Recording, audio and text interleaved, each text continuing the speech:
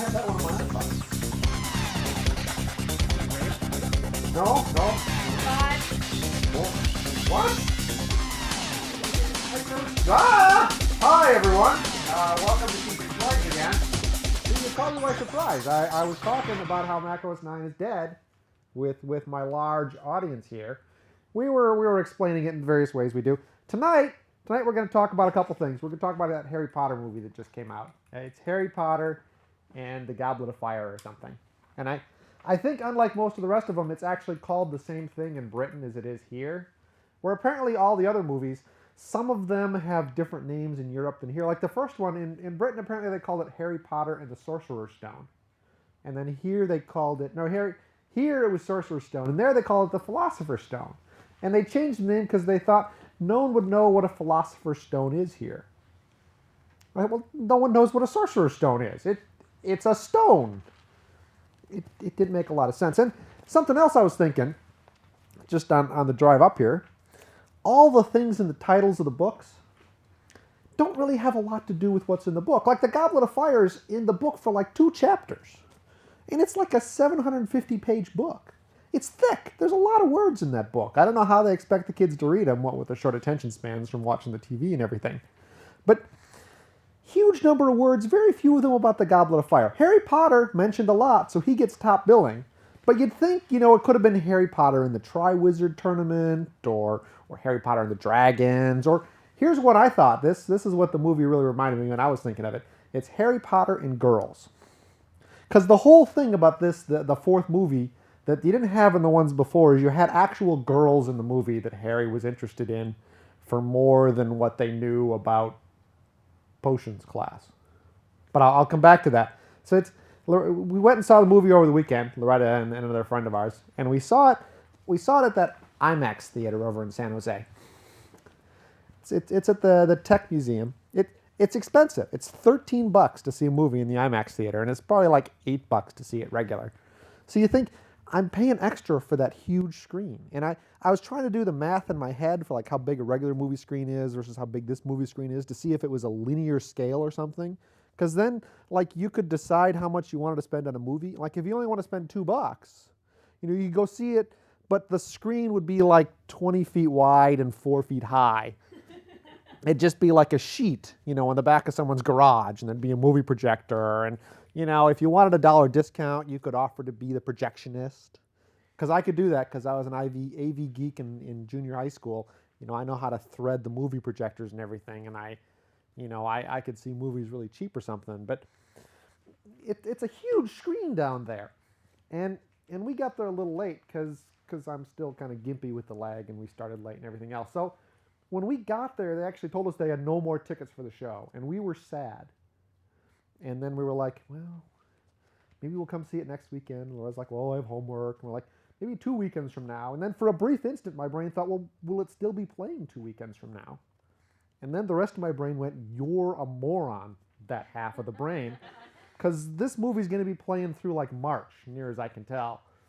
But we turn to leave, and then we're getting out, and then we think, well, maybe we should buy tickets for next time. Since we didn't get tickets for this time because we got here too late, we can just buy tickets for next week now, and then we'll be sure to have them. And we're walking back up, and we're going to buy tickets, and then someone comes up and goes, do you want to see the movie? And we're like, yeah. They're like, well, we have 2 tickets that, our friends didn't come and get. You want to buy them off us? And we're like, well, we're 3. And the guy's like, well, I can sell you 1 ticket.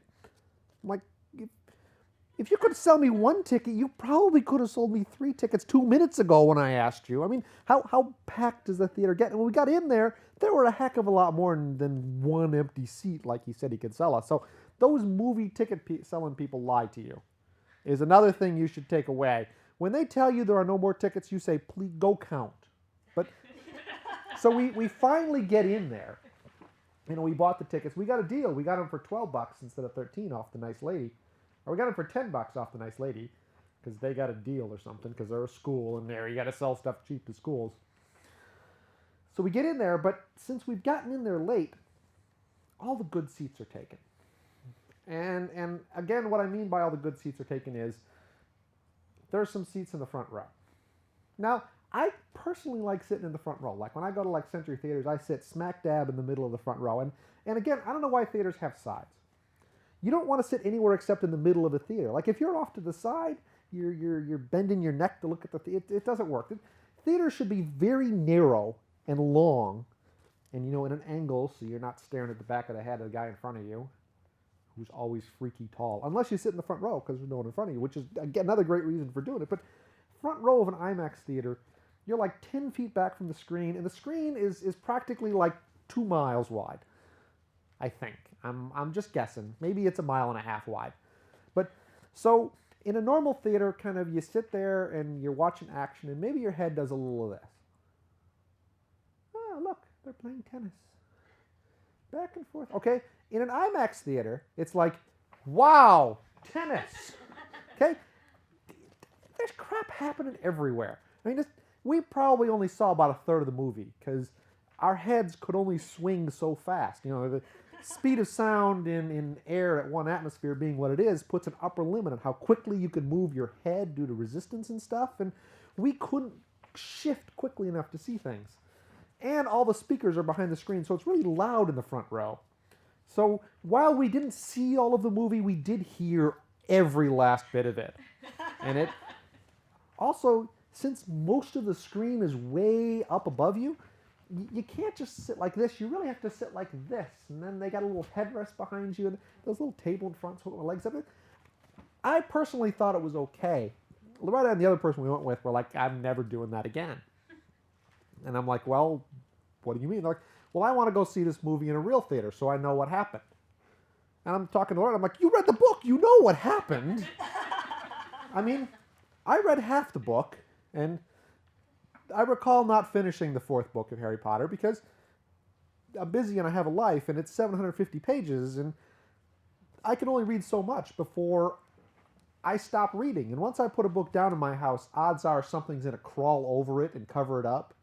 So I'm not going to see it again for a while. So somewhere in my house there's a Harry Potter book with a bookmark like about halfway through, which is how far I got. And I got to go back and finish reading it because the thing I noticed is there was a lot of stuff I remember happening in the book that didn't happen in the movie. And that had to be because the movie's only 2.5 hours long, but the book's 750 pages long, and you can't put that much stuff in. So I kept seeing stuff happen on screen and having this weird kind of deja vu about what was going to happen next because I'd read the book, so I sort of knew what was going to happen next. But so much other stuff that should have happened didn't happen next that it starts to confuse you. Like, maybe what...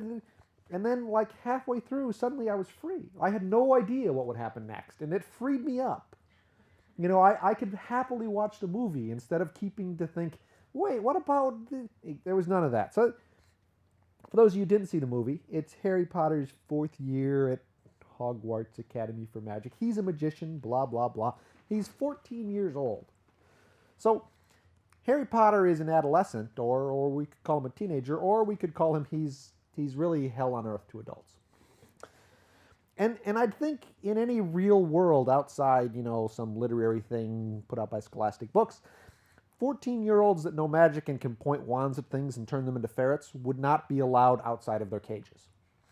Because all they would be doing all day long is pointing their wand at things and turning them into ferrets and then turning to their friends and giggling.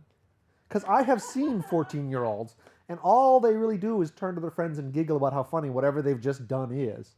And normally what they've just done is, wear their pants kind of down off their hips with their underwear showing, and then it falls down, and they turn to their friends and giggle, and if they had magical powers, no one in the world would be safe. So regardless, it's Hogwarts, it's Harry, it's 14-year-olds all day. The Lord Voldemort, bad guy. No one says Voldemort except Harry, which I think is, again, in a teen angst kind of way, he's rebelling. But none of the other teenagers are rebelling. So they go to Hogwarts. There's some big contest at Hogwarts this year. It's the Tri-Wizard Contest, which Tri-Wizard Contest makes you think 3 states. Like the Tri-State Freeway in Illinois goes from Indiana to Illinois to Wisconsin. It's the Tri-State. 3. The Tri-Wizard Contest at Hogwarts apparently this year has 4 people in it, which is weird. It's like that Douglas Adams book. It's, the book 5 of the Hitchhiker's trilogy. See, again, doesn't make any sense. they did it there for humorous purposes, but it's not for humorous purposes in the Harry Potter movie. It's like no one knew what Triwizard meant. It's just a complicated word, and they're all magic people, so they probably don't have dictionaries around. Or if they do have dictionaries, the dictionaries are probably dangerous, like they'll eat you. And so they don't let anyone get near them or something. But the whole plot is, as usual, Act 1, Act 2, Act 3, you gotta have someone in jeopardy, blah, blah, blah. Harry Potter goes off to school, gets roped into being in this Triwizard tournament, doesn't know how, because to be in it, you gotta put your name on a piece of paper in the Goblet of Fire, which is protected by a magic circle, which only 17-year-olds can cross. But Harry's 14, remember I said that. So somehow, when the little Goblet of Fire goes to spit out the names of the people that are going to be in it, it spits out 4 names. Dumb goblet. See, it's the goblet's fault that it picked 4 instead of 3. You'd think that, like, if that happened, they'd take the goblet into the back room and poke at it with a screwdriver and figure out what the heck went wrong. But no, they don't. Spits out 4 names. Spits out... And again, the other 3 are 17 years old. One of them is this, I want to say soccer playing superstar, but it's not soccer. It's that goofy game they made up for the book, Quidditch. Never have a sport whose name dumb people can't spell, because it wouldn't catch on. I mean, it's like the most popular game in the world. It's football. Everyone can spell football, because everyone knows how to spell foot, and everyone knows how to spell ball. Football, baseball, very popular games. Quidditch, no, only smart people would know how to play Quidditch. It'd end up like that game you play on horses with long sticks, whose name I can't remember, because I'm not a smart person. I remember football. I mean, football's even weirder, because football is 2 different games in the world. Like, we have football here, and it's a game that doesn't actually really involve the feet and the ball at all. It's a little round thing, and you carry it around and you throw it.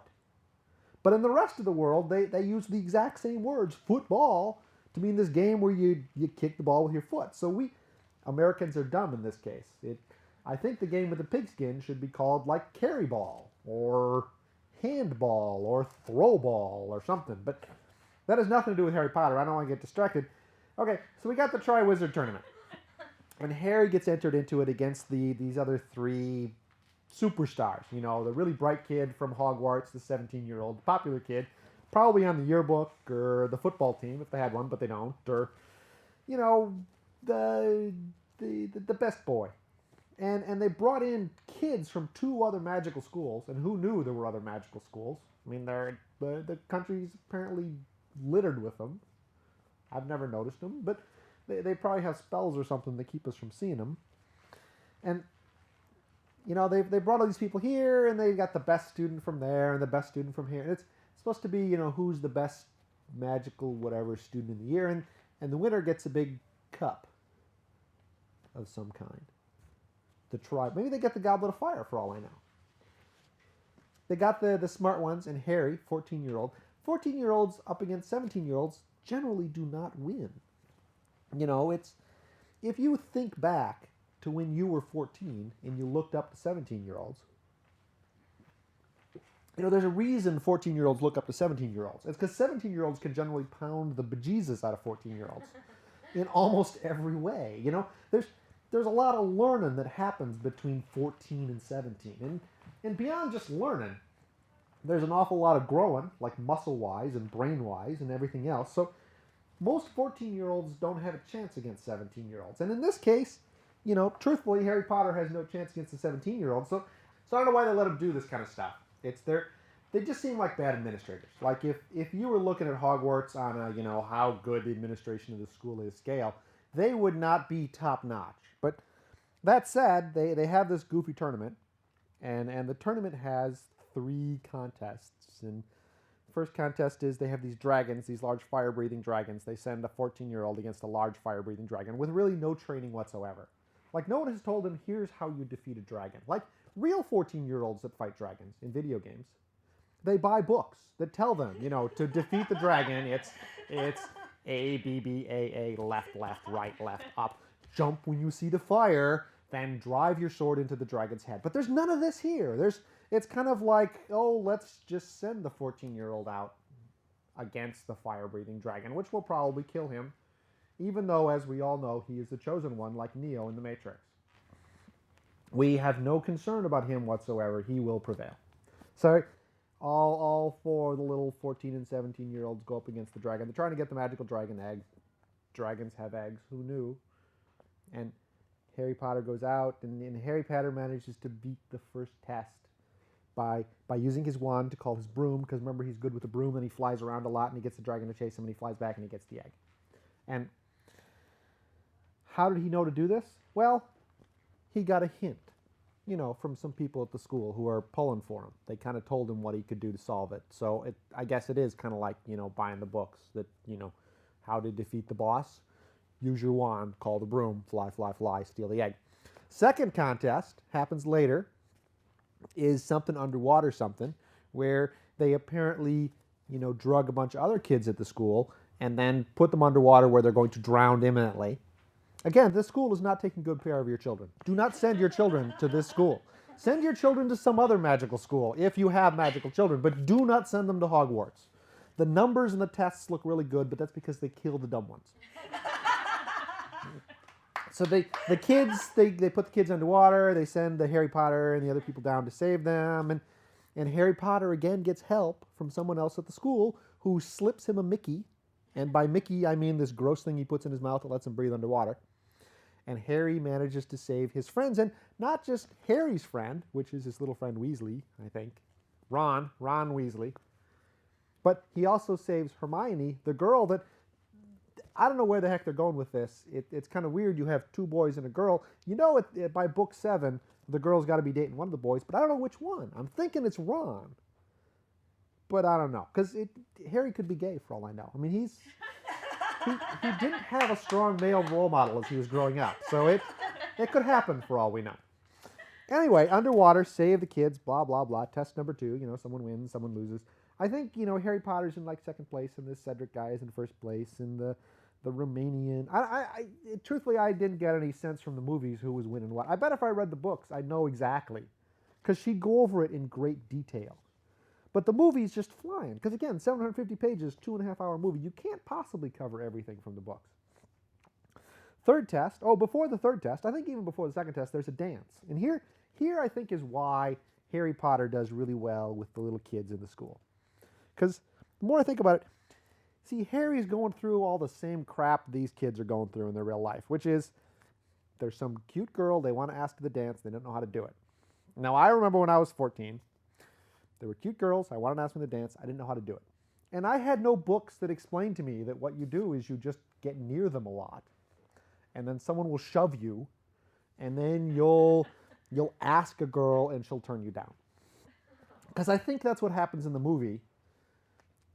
I don't quite remember, but I think that happened a couple times, and then eventually Harry ended up going with someone. And then once he went to the dance, he danced once or twice, and then he and his guy friend stood on one side of the dance hall, and the girls all stood on the other side, and they didn't talk to each other, and then the dance ended. Which, that part was remarkably true to my recollection of dances in junior high school. With the exception that I never actually managed to ask girls to go, so I just went by myself with the theory that plenty of girls would be there to dance with me. And that theory, I'm proud to say, was totally wrong. So it's sad and pathetic, but it's true. So what are we going to do? So third fight is this weird maze that tries to kill all of them. And somewhere in the maze is the Triwizard Cup, and whoever gets to it first wins. And then the maze kills a couple people, and here again, Loretta had to explain this to me later, some of the people are under curses and stuff when they're running through the maze, because Harry, of course, Harry Potter in the Goblet of Fire, not weird Romanian guy in the Goblet of Fire. Harry is the person who gets to the center of the thing and manages to grab the Triwizard Cup, along with Cedric, who's also at the school. So Harry kind of wanted to have 2 winners, which wouldn't really work, because you're only supposed to have 1 winner, but again, they're in a contest that has 3 wizards and there are 4 of them, so I guess the rules are out the window. So Harry and Cedric grab the thing, and then that turns out to be part of evil Lord Voldemort's master plan, and it takes Harry to this place, and Lord Voldemort grabs some of his blood and uses it to come back to life. It's kind of creepy, but for me, watching it on the screen, it was going by so fast, I didn't really have time to be creeped out. Loretta had to explain to me later how creeped out I should have been. And I bet if I'd read the book, I'd have been actually creeped out as much as she said I should have been. But I was just watching it at like 7 miles a minute, and it was just like, wow, movement. Over there, movement. Movement. Wow, that's sword. So we get to the end of the movie, and it's a little bit of a downer, because not only does Lord Voldemort come back to life with Harry's blood, again, creepy, Cedric, the golden boy at Hogwarts, dead. Let's see, what else? Hermione, still not dating either Ron or Harry, so what's up with that? School year ends, I think everyone got B's. They don't really go over the grade points a lot. I don't even know if they have grade points at wizard schools. It's probably like British schools where apparently you don't get grades until the very end. Like American schools, we tell you all the way along. Like you're getting a C. Now you're getting a B. Now you're getting a B plus. Now you're back to getting a B. Now you're back to getting a B plus. See, they keep doing that like every 6 weeks or whatever. And then we have these big tests that are like, you're at the 87th percentile or 88.5th percentile or whatever. But apparently in Britain, like you go to school for like 19 years, and then at the end they go, hey, you were a C student. And you're like, wow, if only I'd known 6 years ago, I could have applied myself and done better. But that's not what they do there. That's the Harry Potter movie. I was going to try not to talk about it for as long because I have other things to talk about. But again, I've got like 6 minutes left. Okay, so before Harry Potter, Loretta and I went to Disneyland like a week and a half ago. And as we all know, Disneyland is the happiest place on earth. And by happiest place on earth, what I mean is it's a place that bears no bearing, no relationship with reality whatsoever, because like there's no litter in Disneyland. But even though there's no litter, there are virtually no trash cans. I don't know how they managed to do it, but like there aren't a lot of trash cans and there's not a lot of trash, which is amazing. If we could do that on the sides of roads, California would be perfect. And it's Disneyland is really a totally fake place, which is why it makes sense that they call it the happiest place on earth, because happiest place on earth is therefore totally fake. Like you can't actually be the happiest place on earth and be real. You've got to be Disneyland fake. And we went down there. We went there for 2 days. Now we went to Disneyland because 10 weeks ago, just before I broke my leg, we had bought tickets for Disneyland. And Disneyland tickets are non-refundable. You'd think happiest place on earth would include a refund policy, but no. The happiest place on earth has no refund policy. When you have bought your ticket to the happiest place on earth, you must go within 90 days or forfeit your money. So I've spent $200 on Disneyland tickets. Naturally, I'm going to spend another $800 to go back to Disneyland again so I don't waste the first $200. See, this is the kind of thinking that has made me a financial genius. People write me from around the world and say, Keith, explain to me how I can be rich, rich, rich like you. And I say, well, the first thing you have to do is realize, spend $800 to avoid wasting $200. And when they can wrap their head around that, I get them ready for lesson 2. But I'm not going to go into lesson 2 now because there's not enough time and I don't want to make all your little heads explode. So we're at the happiest place on earth. And we're at a hotel, which they have told me on the phone when I called, is right across the street from Disneyland. I.e., it's right across the street from the happiest place on earth. And when you're right across the street from the happiest place on earth, what that actually means is you're about a block and a half away from a tram which you can ride for 5 minutes to get to the happiest place on earth. I.e., the hotels lie to you about how close they are to the happiest place on earth because you can't be across the street from Disneyland. Across the street from Disneyland is California Adventure, which is this other theme park that Disney owns, because apparently when you're in the happiest place on earth, you might want to take a break and go somewhere crappy, and therefore they have California Adventure, because that way, they get your money both ways. So we're down there. I actually had a lovely time at the happiest place on earth. Now, I think a lot of the reason is I was still in my wheelchair, because I broke the leg. And when you're in your wheelchair at the happiest place on earth, you get to go to the front of the line a lot. Because when they built the happiest place on earth, apparently they didn't take into consideration that some people might be in wheelchairs. Because why would you be in a wheelchair in the happiest place on earth? That would imply you were less happy than you could be, I think. So none of the lines or anything are wide enough to get a wheelchair through. So they let you go in this alternate exit or something. But it was kind of cool because we could go on a lot of rides that in the real world we couldn't have gone on. At least we wouldn't have waited as long for some. Some of them, we tried not to abuse the power.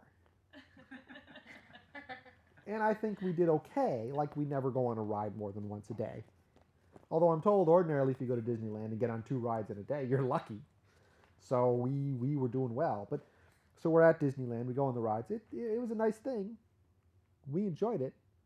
But again, happiest place. Now, the other thing is, at Disneyland I lost my cane. Now, I'd bought a cane a couple weeks ago when, I decided to get off the crutches and try to start hobbling around, getting out of the wheelchair. And midway through the first day at Disneyland, we think someone stole our cane. And we assume that this made them happy. Because again, why else would you be at Disneyland? So, didn't have a cane there, but the first cane I had was this weird metal cane. Kind of aluminum, high-tech, the kind of cane that I, as an up-and-coming engineer, would buy. Kind of high-techy, had this foam thing on it. This weird aluminum, bright red thing that just screamed aircraft in so many ways. But after that was stolen, I went back to the store and I bought what I think is actually a better cane. Here we go. See, it's walnut. It's the kind of cane you'd think like a 65, 70-year-old guy would have.